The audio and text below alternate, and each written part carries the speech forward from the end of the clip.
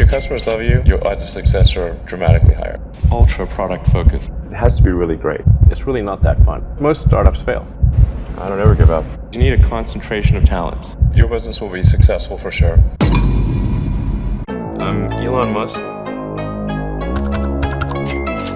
I'm the chairman and the product architect of the company.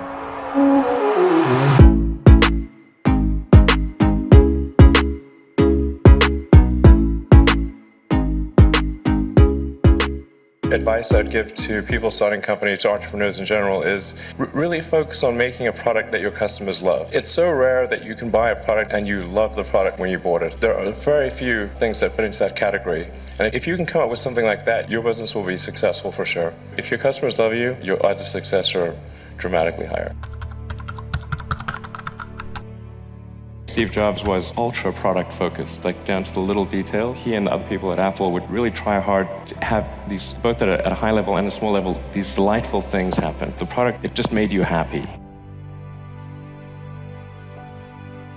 A lot of times, an entrepreneur will come up with something which is only slightly better. It can't just be slightly better. It's got to be a lot better. Make sure that whatever you're doing is a great product or service. It has to be really great. If you're entering anything where there's an existing marketplace against large entrenched competitors, then your product or service needs to be much better than theirs. It can't be a little bit better, because then you put yourself in the shoes of the consumer and they say, why would you buy it as a consumer? You're always going to buy the trusted brand unless there's a big difference.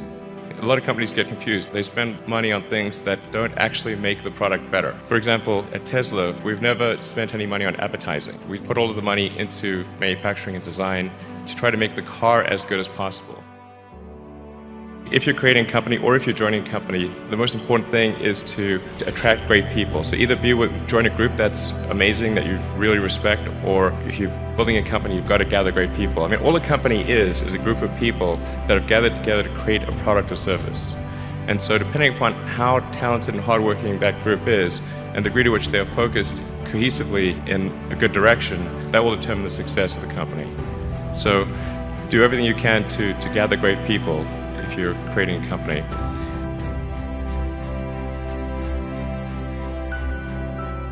What really matters is, for someone's contribution to a company, is how they are as an individual and how they affect others around them. I mean, you could say it's also analogous to a sports team. The best person on the team is not necessarily the one who scores the most goals. It could be the person who assists in the most goals. I would definitely advise people who are starting a company to expect a long period of quite high difficulty. So, I mean, what tends to happen is it's sort of quite exciting for the first several months of starting a company, and then reality sets in. Things don't go as well as planned. Customers aren't signing up. The technology or the product isn't working as well as you thought, and then that can sometimes be compounded by a recession. It can be very, very painful for several years. Frankly, starting a company, I would advise people to have a high pain tolerance. When you had that third failure in a row, did you think, I need to pack this in? Never. Why not? I don't ever give up. I'd have to be dead or completely incapacitated. When you first start a company, there's lots of optimism and things are great. And then, so happiness at first is high.